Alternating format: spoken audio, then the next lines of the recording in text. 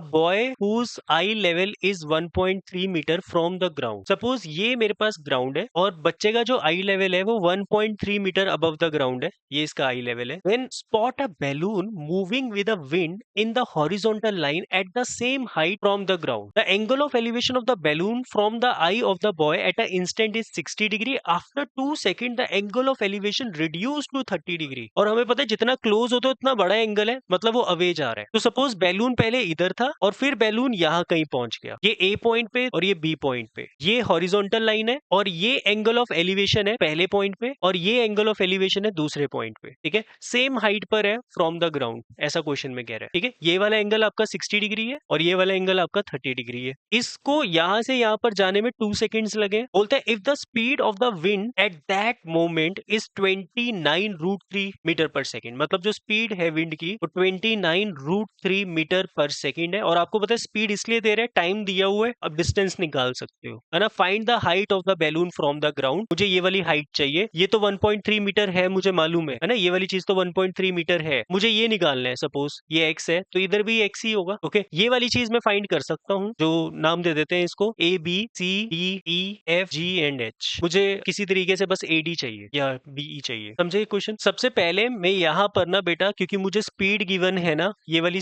इस पार्ट की speed given है 29√3 मीटर पर सेकेंड और 2 सेकेंड का टाइम गिवन है, तो मैं डीई का डिस्टेंस निकालूंगा। जो डीई का डिस्टेंस है वो इक्वल होगा speed of DE into time of DE. तो स्पीड 29√3 है और टाइम आपके पास 2 सेकेंड है, तो यहाँ से आपके पास निकल जाएगा 58√3 मीटर्स का डिस्टेंस। किसका? डीई का। तो डीई मेरा 58√3 निकल गया। इसको मैं y मान लेता हूँ और एडी को मैंने x माना हुआ है। तो अभी हम कौन सा ट्राइंगल यूज करते हैं? In triangle ACD। ACD triangle के अंदर मैं tan 60 लगाता हूँ, तो tan 60 डिग्री मेरे पास आ जाएगा P/B, मतलब AD/CD x by y। tan 60 मेरा √3 होता है, x by y, तो x की वैल्यू आ जाएगी y√3। उसके बाद इन ट्राइंगल BCE, जो BCE ट्राइंगल है इसमें मैं tan 30 यूज करूंगा। tan क्यों यूज कर रहा हूँ? क्योंकि मुझे किसी हाइपोटेन्यूज की जरूरत नहीं है, सिर्फ बेस और परपेंडिकुलर में ही रिलेशन चाहिए। तो वो होगा मेरे पास BE बाय पूरा CE। तो BE की वैल्यू तो x है वापिस, और CE मेरा कितना होगा? y plus 58√3। tan 30 1/√3 होता है, x y plus 58√3 cross multiply करोगे, यहाँ से आ जाएगी y plus 58√3 is equal to x√3। x की वैल्यू फ्रॉम 1 डाल देते हैं, y√3। तो जब हम y√3